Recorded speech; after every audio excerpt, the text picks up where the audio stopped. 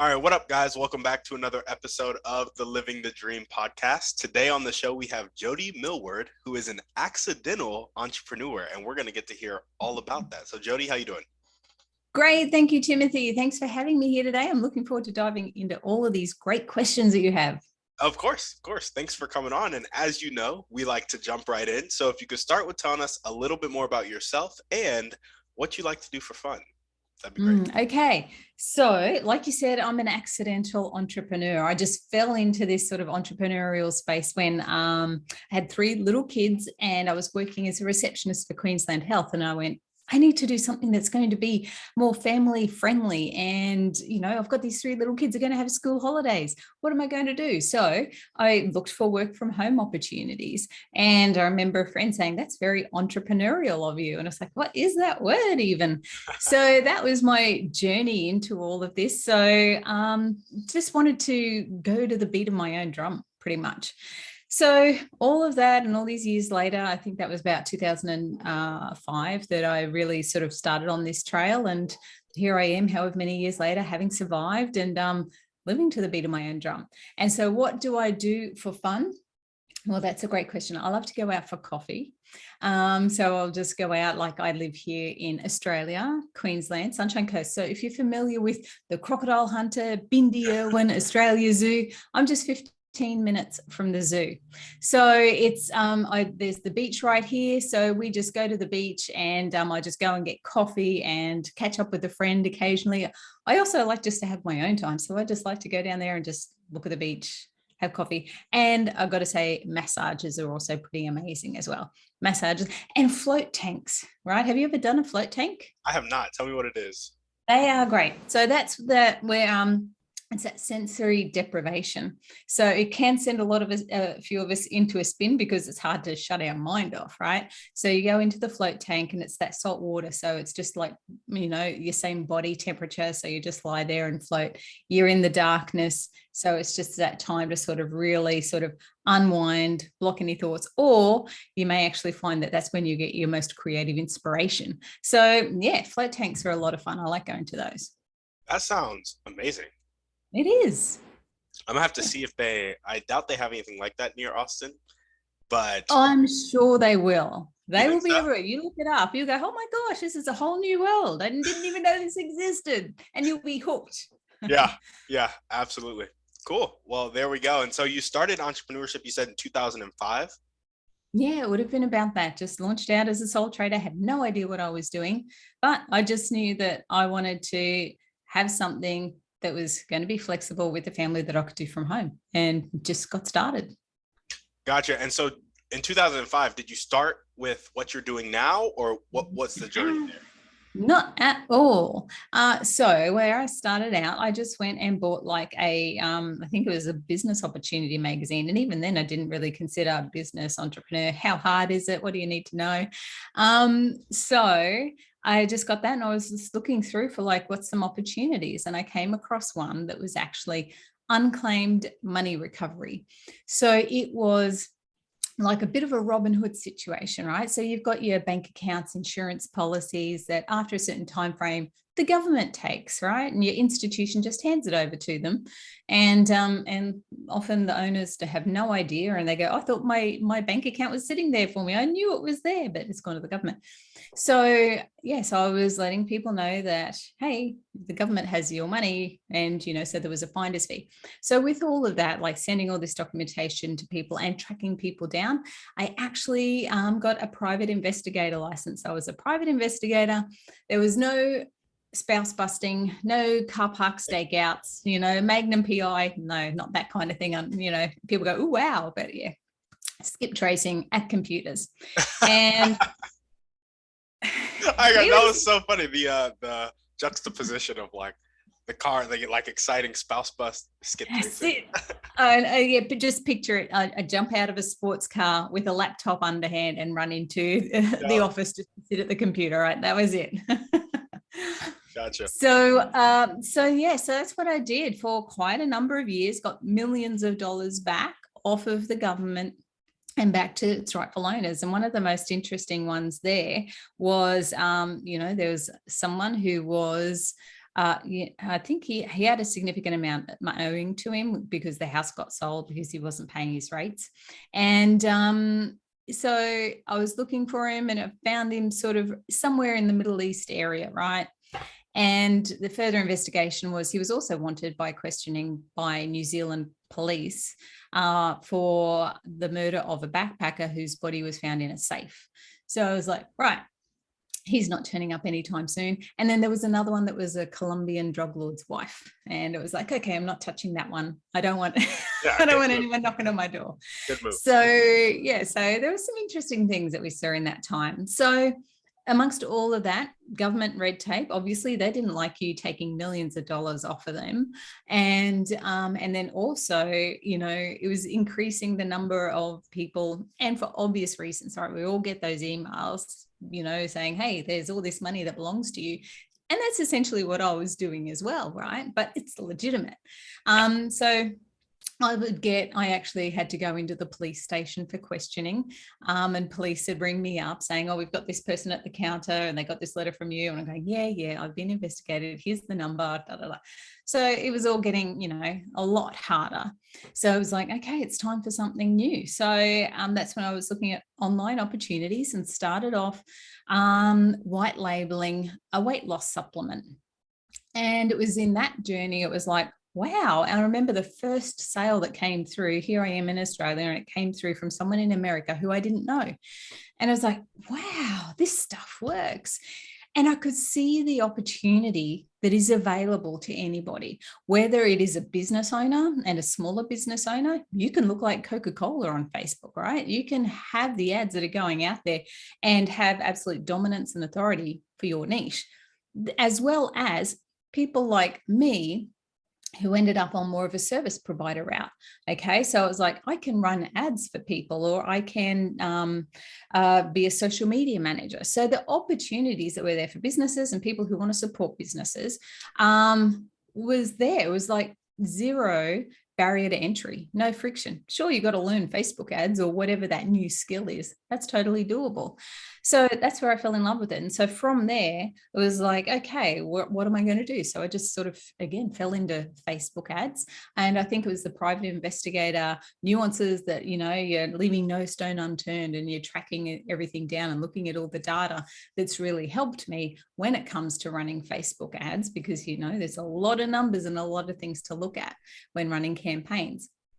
So so I just, again, fell into Facebook ads. And so this is what I've been doing since about 2014, running ads for people, particularly coaches, consultants, experts in their field, information products, and also service-based businesses as well. So so it's been a bit of a journey to get here for sure. That is amazing. And I love it because there were like bumps in the road, there were failures, they were like, okay, now it's time to pivot. And you like just kept on, you learned from it, and you kept pushing forward. Absolutely. Yeah, that's what we do. Were there ever like moments, I'm sure there were, but where, you know, the kind of limiting beliefs or the negative mindset started to kick in and you were like, man, I really don't know if this is going to work, or man, I feel alone in this. And how'd you push through those? Yeah, absolutely. So a bit of a story sort of with that. So as I was running Facebook ads, I was here in Australia. I was working for a company in Canada, and they were new and they were selling an information product, $497. It was helping musicians to take their music career online, because my client had done that, made 6 figures online as an online musician. So she was teaching other musicians that you don't have to go to the clubs and pubs and do the gigs there, that you can build an online following. So we were selling that program. I came on board and we did $1 million in 9 months.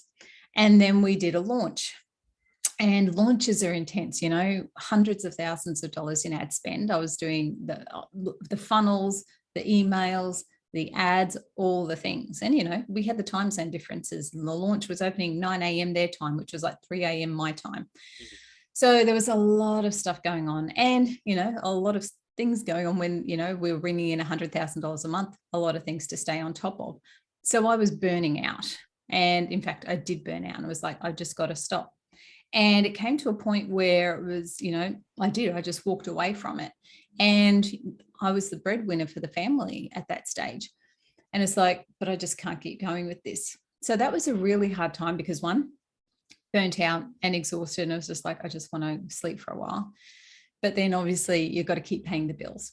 And it's like, well, what am I going to do? Okay, I'll just hit the pavement and I'll just go to some local businesses and see if I can drum up a few clients that way. And at that stage, I think people's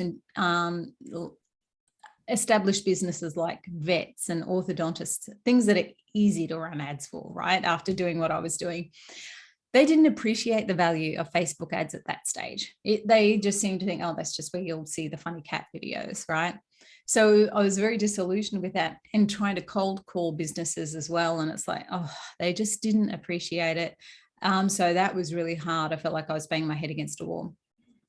And it was getting to a point, I was talking to a friend and it was like, do I just keep going with this? Like with the skills that I have, with the knowledge that I have and the opportunities that businesses have when they work with me, do I keep going with this or do I stop this and just go get a factory job somewhere and get $20 an hour? I'd heard about these factory jobs going and I was like, I'll just go do that.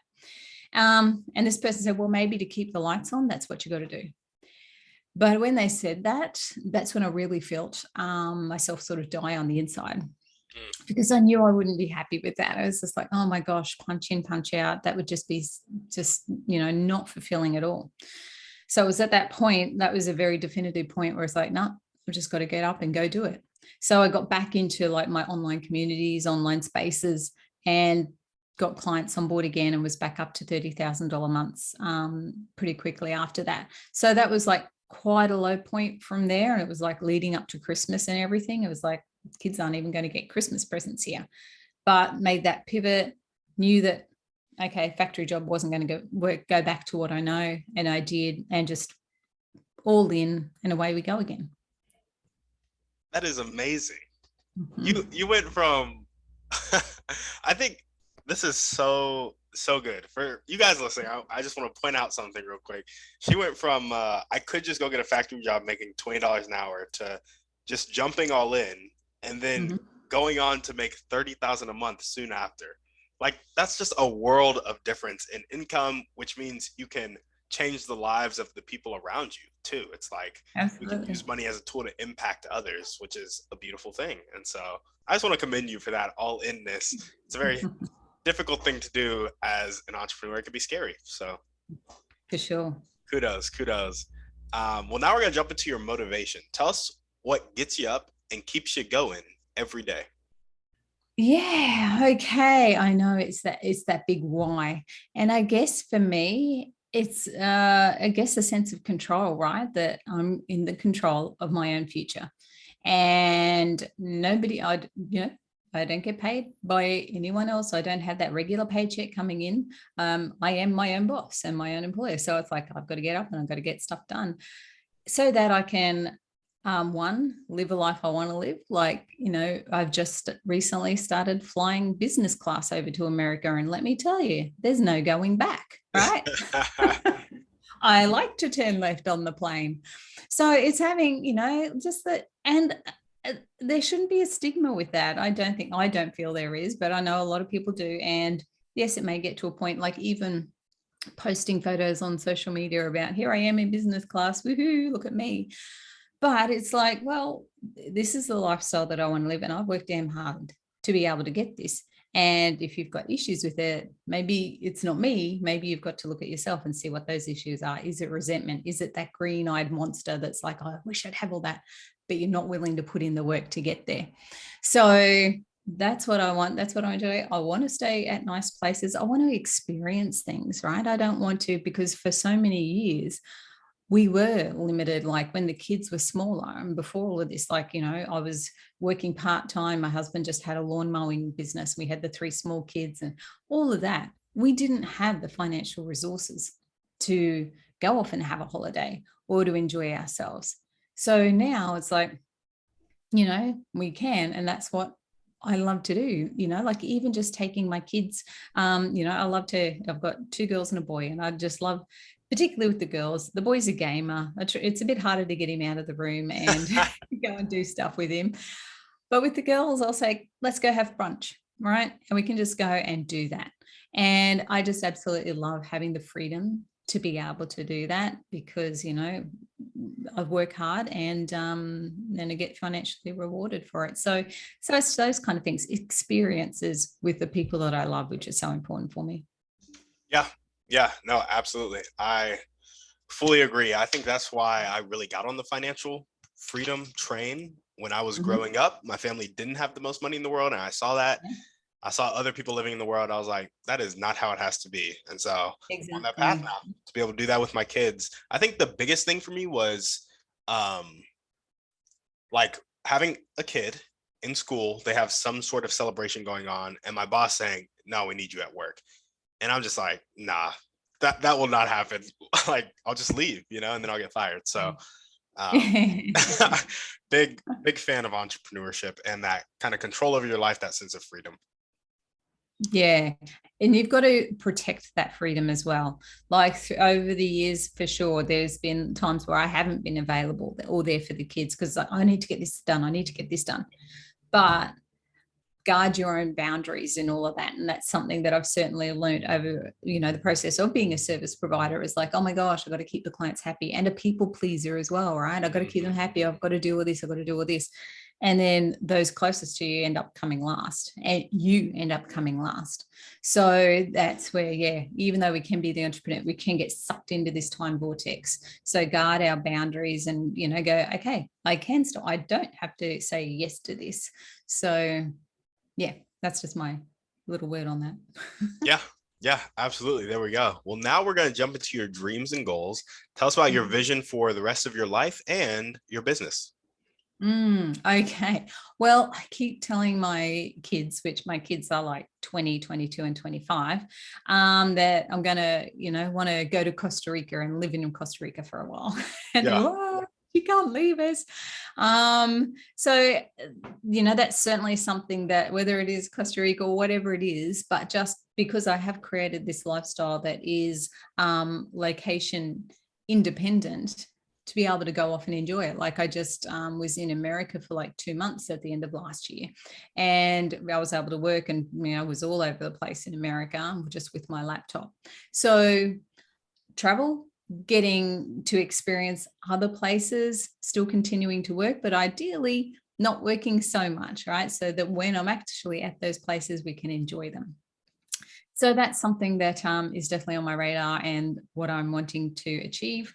Build up more of a war chest, like financially, for whatever comes our way, and then also be providing, because, you know, I think from what I talk to people in America, the housing market's gone through the roof, right? Same here in Australia. So it's like, what can I do now that's going to help get my kids set up and in their own house, right? So working towards that kind of thing as well. So just being able to have that, continue to work towards a financial independence, that whatever happens with the economy, that is like, we don't have to go into panic mode, that we can still just, you know, we're in control of things. Yeah, no, absolutely. I love that. And so are you primarily doing that through, like, are you a real estate investor? Are you doing stocks? Are you just doing like the business thing where you start to outsource it and scale it? Yeah, business thing primarily, building things up, getting the team members on, getting, I was, eMyth is what I've been listening to lately. 17 years like later, it's like I've heard of it all over the years. I'll get around to it. Finally did, and go, yes, that's amazing. And I've seen so much of my journey through, you know, Sarah with the pies and everything. So yeah, so business at this stage. We do have some real estate. I definitely want to get into stuff like stocks. I've got some crypto going on, and that's where, you know, at the moment it's like, oh my gosh, it's all going down. I was saying to my son, well, this is the time to buy, right? There we go. There we go. Right mindset. Right. Don't panic. And that's the thing. It's like, if you've got it all here, like for a lot of people, it is like, oh my gosh, our savings, our super fund and everything is plummeted now. It's like having the reserve and just knowing that, yeah, this is a great time to buy. And we just got to ride this out. Like with one of our investment properties, it's like, when we initially bought it, it was going to be $800 a week rent, right? Because it was at this mining town and all the miners were in there. It was specifically designed for that. Just as we get it, and it's all ready to go, mining town leaves, and it's like $200 a week. And it's like, damn. Yeah. So we had to ride that out, for a while. And now, it's paying for itself again now. So it's like, okay, great. So being able to weather these storms that otherwise would be out of your control is such a valuable thing, right? And it takes diligence, it takes discipline and determination to be able to get through all of that. Yeah, absolutely. No, I completely agree. I'm looking at buying my first rental actually, Yeah. and it's just so it's so exciting because I've been learning about real estate for a while, but there is the nerves of like, ooh, something could go wrong. Like, what if we can't get the tenants in? What if we can't cover the mortgage payment and we have to like come out of pocket for it every month? And so all that stuff is swirling in my head, and I think I understand it a little more now. Like, I understand those thoughts of like, it's fear, it's kind of an upper limit problem. You'll be okay. A lot of people have done real estate before, and you know better. But yeah, I think it's so exciting. It's just exciting. But so we have two dreams and goals on the table right now: traveling and experiencing other places, and then we have building up a war chest financially. Are there any other dreams or goals that you want to chat about? Well, I think it's goals. Just continue to develop relationships with my kids, right? With, because they're, like I said, they're still all at home. It's like, okay, you guys, you can move out sometime soon. But just to, keep them close, that's such an important thing, because like I said, I have worked hard a lot of years and I have missed quality time with them. So now I'm at a place where it's like, yep, I've got the ability and the resources to be able to spend more quality time with them. So yeah, that. And then also with that, so with what I do, I train other women up to be ad managers and help them to also make 6 figures a year running ads for clients. So really helping to impart the knowledge and the skills and the abilities that I've had to others who are like, okay, I really would love to work from home. I'm tired of doing the daily commute. I'm, tired, and, we don't get to go on family holidays. We don't get to do this, that, or X, Y, Z. And so they're looking at their life going, I'm trapped in this little container. So to be able to equip them with either skills or just being, backing them up and going, you've got this, as they enter out in this world of like working remotely or running ads for clients. Yeah. So to help them, like when I was in America last year, I had a retreat for my ad managers. We were at Kissimmee, so there was a bit of Disney involved. And one of the ladies there just said, I made $150,000 this year. So it was my biggest year, and it was all thanks to you. And it was like, oh, wow, that's amazing. So that kind of thing, empowering others is, yeah, something that's certainly a driver for me. Yeah, no, absolutely. I think, honestly, I think that's how we're all wired, just impacting others, empowering others. Like, I think our genius zone, which is like, I'm pretty sure that's from The Big Leap by Gay Hendricks. He talks about our zone of genius.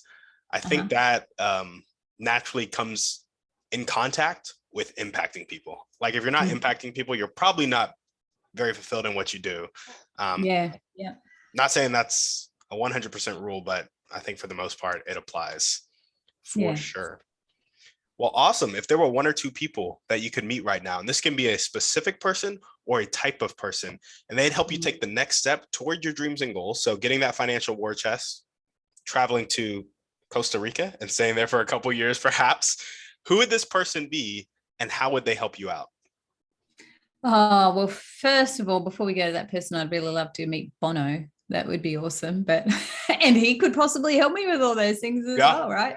Absolutely. Because like with that, like just maybe take a little tangent, it's not always about this one person that you go, okay, this person. So my example there, Bono, I'd love to connect with him, but I'm sure he has a lot of people that if I said, oh, I want to do this or this or this, he'd go, I know that person, or I know someone who could help you here. So it's not always about this first person that's going to be this direct answer to what you're looking for, but they can be a connector to the people who can help you in those things. Because, like, I've been involved with a number of mentorships and masterminds, and I found it's often not just one person that's going to give you the answers and the support that you need.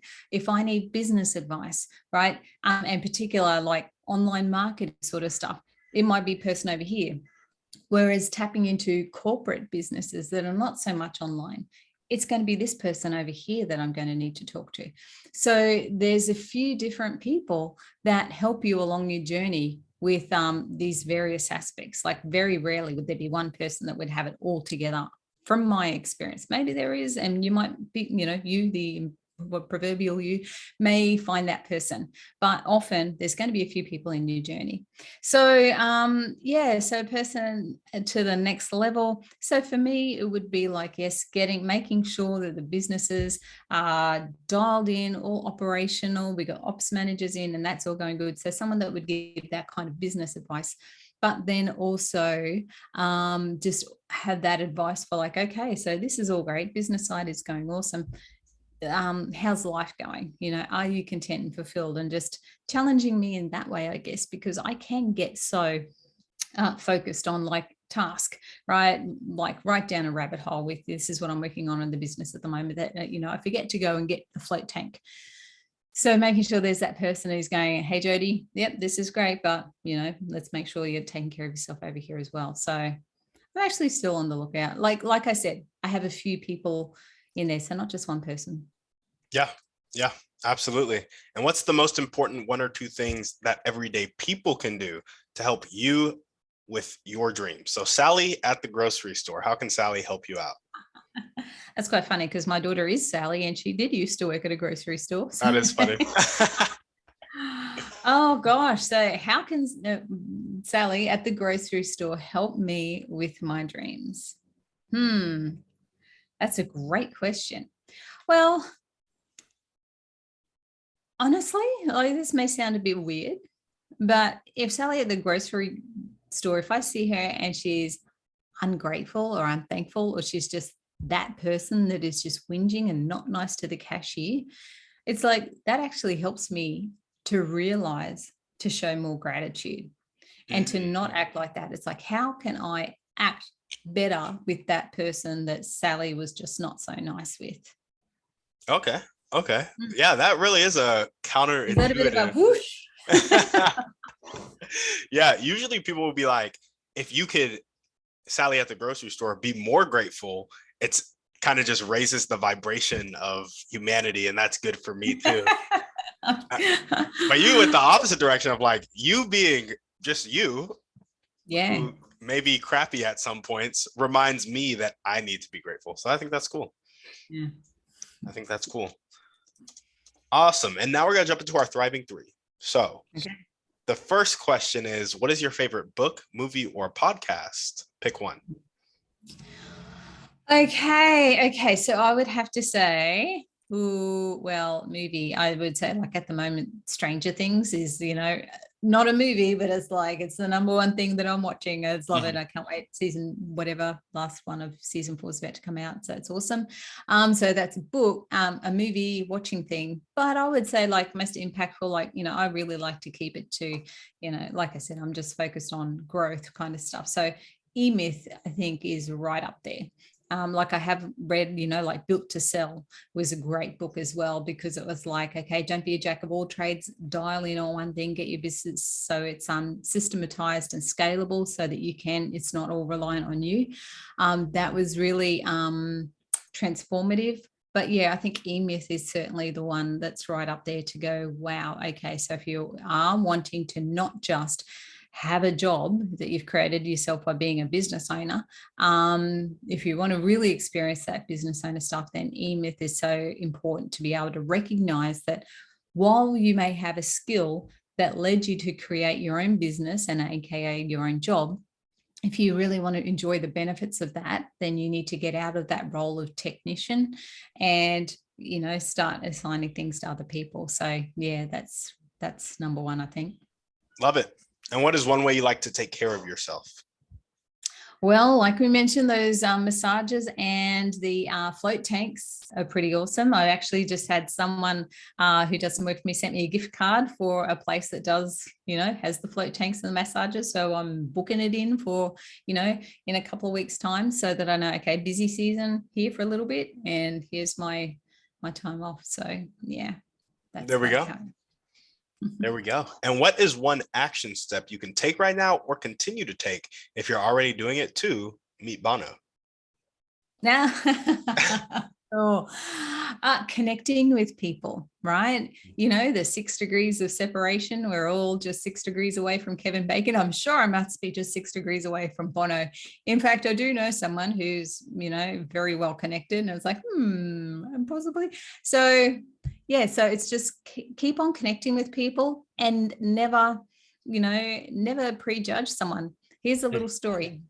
Again, like I was just in New York just a few weeks ago, and my friend and I were 2 Australians, and it was like, we got to go and have some New York bagels. So it was like, okay, we went around, and there was a place just around the corner called, it was ESSA. So I'm going, as a bagel, what is that? And then my another New Yorker friend, she said, as a bagel. And I was like, oh, okay, right. So we were there. It was raining. It was like cold. Like this was in May, but it was like 7 degrees or something. So it was cold. And we were outside. There was like huge line. We're under this umbrella. And there was a couple standing in front of us. And we just started chatting with them. They were over from San Francisco for their neighbor's second wedding. And they were going to see a Nicolas Cage movie. So we were just talking to them. Finally, we get inside the bagel shop, and the guys behind us go get a coffee, and we go, oh, that's an amazing idea. We need that. So my friend went with our new friends, and they got the coffees, and we were having that. And anyway, we're still snaking our way around the line to get the bagels. And there was only very few, like, half a dozen seats, 6 tables in this place. And we got one. And we said to the guys in front of us, our new friends, oh, come over and sit with us. So he came over and sat down, and she said, oh, so what do you guys do? We said, oh, we do Facebook marketing and advertising and blah, blah, blah. And talking to him. And so what do you do? And he said, oh, I'm the CFO at, Slack. And so I was like, I said, Slack, like software company Slack. And he's Yeah. going, yeah. I go, we love Slack. So I was trying not to fangirl over it, but it's like, you just never know who you're going to meet along the way. And like I said, even if it might just be someone who, I don't want to say don't do anything of significance, but it's kind of like, it just, might be just a random person. You never know who that random person knows.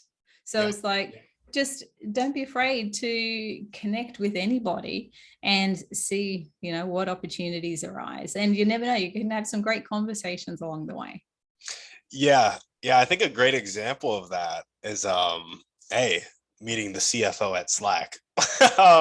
Just you're getting a bagel at some random New York place. Yeah, exactly. But we had a girl on the podcast who has an aunt that speaks to Oprah every Thursday. Like, right? Yeah, she was just like, and it was funny when I asked her the question about who's that one person, she was like Oprah, and then she's like, actually my aunt speaks to Oprah. I was like, what? Like, have you talked to your aunt about speaking to Oprah on Thursday? Yeah, it was just really interesting because it's like she came on the podcast. It's like I had a whole conversation with her, and it's like she knows somebody who speaks to Oprah every Thursday. It's just wild. Exactly. Every Thursday. Yeah. Just random stories like that. It's amazing. Yeah, it is. It really can be a small world. Yeah. No, absolutely. Okay. Well, now we're going to jump into our last kind of series of questions, and it requires a bit of pretext. So I need you to stick with me. I recently switched it up. Okay. So a lot of people have come on the podcast, and they've said that the catalyst that helps people change from having a fixed mindset, not willing to accept help and not willing to accept change, to having a growth mindset, being willing to accept help and being willing to accept change. They said that the catalyst that makes that happen is a personal choice that happens after either extreme inspiration or extreme desperation. Do you agree with that? Disagree? Anything to add? Anything to subtract? I would 100% agree with that, because if you're in the comfort zone, what makes you want to change then? right? Things are comfortable, right? It's like being in the pot of water, and if it's just at a comfortable temperature, awesome. If it starts to get turned up, well, then you can, the frog gets cooked. But so it's getting to that point, and I think, like from my personal experience, is it's getting put into a corner where you've got to either come out punching or you're just going to, die. So I think that probably, and that for me was, where I had been backed into the corner a few times, and I was like, right, like for example, where it was like I was burnt out. Am I going to go work at the factory, $20 an hour? Or am I going to go back out and use this valuable skill that I learned? So I came out punching. So yes, I think pain and getting backed into a corner, I think certainly is a great motivator for people to make that change finally. Yeah, absolutely. And so given the same amount of extreme inspiration or extreme desperation, why do you think some people make the choice to change and then others don't? I'd say mindset. It's limiting beliefs, stories that they've been told as they've been growing up, as they may want to change and do things, right? It'd be like, they would think, oh, who are you to do this? Only people who are arrogant or self-righteous or whatever it may be would do that, right? And they would have these stories that have limited their choices and make them think that they can't do it when they can. Yeah, I love that. I completely agree. All right, some people need a small amount of inspiration or desperation to change, and then others need a larger, more consistent amount. What do you think establishes that breaking point, that threshold, and can it be influenced? Again, I would kind of probably bring this back to those limiting beliefs and those stories, right? So if you really have strong stories that are saying this can't be done, this can't be done, this can't be done, then you won't do it. However, if you just have like an idea of like, well, maybe I can, then that could cause the inspiration for you to make those changes. So again, I think it comes back to like how strong the negative stories are, that negative voice in their head that's telling them, no, you can't do it. Things won't change. You're not that kind of person. If they haven't had that drilled into them so much growing up, then I think there's probably that lower barrier of resistance, so that when something does happen, then they'll be quicker to think, well, actually, maybe I can. So, yeah. Yeah, absolutely. Okay, and now we have our last question. For this question, I want you to get an avatar in your head. And the avatar I want you to have in your head is somebody who has a really fixed mindset. They're not willing to accept help, and they're not willing to accept change. Think of that person, kind of keep them in as I. So in Atomic Habits, James Clear talks about the 4 laws of changing your behavior. He says the laws are to make it obvious, make it attractive, make it easy, and make it satisfying. With that context in mind, how can we, you and I, create an environment that makes it obvious for the avatar in your head, that makes it obvious, attractive, easy, and satisfying for that person to make the choice that will change their life? Whoa, okay. Well, I think it would take throwing a whammy. It's the words that come to mind. It's like a catastrophic event, right? So like laying down the gauntlet is like, okay, if this doesn't happen, this is the extreme event that is going to happen from it. And it would just need to be something that is extreme. And so it is then that matter of like being faced with something that is like, this is the absolute worst case scenario for me, that unfortunately I don't see that there being, here's this safe, cozy, sweet environment. It's like, this is how it is. And that would have to make them go, holy cow, I'm going to need you. So it's going to be very uncomfortable. It's going to be a very ugly, raw wound. But through that, seeking support and help to go through that transition, to change those mindsets that have got them to be that way in the first place, I think is that whole framework to be able to get them from being in this situation where it's like not rigid, not thinking about anything else, to be able to go, wow. So it's going to be a journey for sure. I got you. So Granted, this whole question is on the premise that we can't change people. So because we can't change people, you're saying expose that kind of rawness, kind of make that extreme inspiration or extreme desperation happen, create an environment where that's happening, and then be there to support them as they decide to change through the beliefs and kind of actions. That's right. So it's like, yeah, be there to support them, whether it's also getting in additional, seeing the proper counselors or whatever it may be to help them through that situation, get the right mentors. And then also replicating that sort of, improved behavior. So for example, if they're really bad with their negative self-talk or whatever, then you're being very aware of like turning things around and putting things in a positive way. So if it's an atmosphere of like doom and gloom and depression, it's really hard to live with.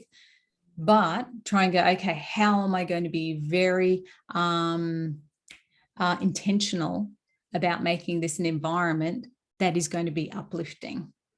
Yeah, absolutely. I love that. And how would you suggest that we create an environment that exposes the rawness of somebody's wound in a safe way, right? Because some people, it's like that may like lead them down to like extreme depression or suicidal thoughts. And so how could we go about doing this? And so for this, we've kind of gotten deeper into this question than I usually get. So I'm going to give you a bit more context. I asked this question because I have a huge goal of raising the standard of living across the world to middle-class America. And to do that, people are going to have to change. And you're going to have to expose that rawness. So with that kind of goal in mind and that context, how do we expose rawness in a systematic way, but also an individual way that is like safe, but also exposes it, if that makes sense? Yeah. So I think it's then also, so it's like presenting it, all right?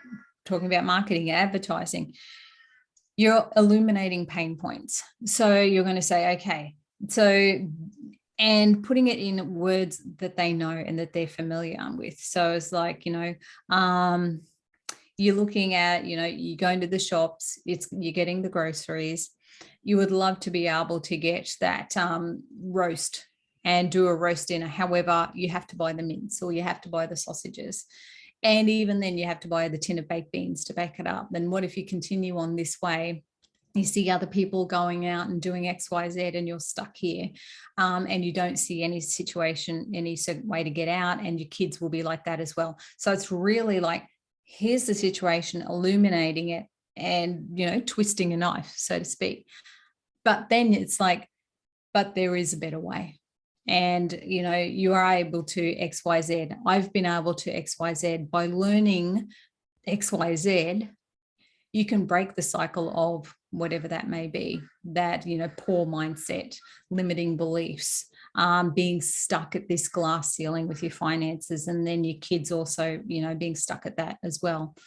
So illuminating the problem, but then also saying there is a solution and there is a way, because you don't just want to be, here's the problem, all the best, good luck with you.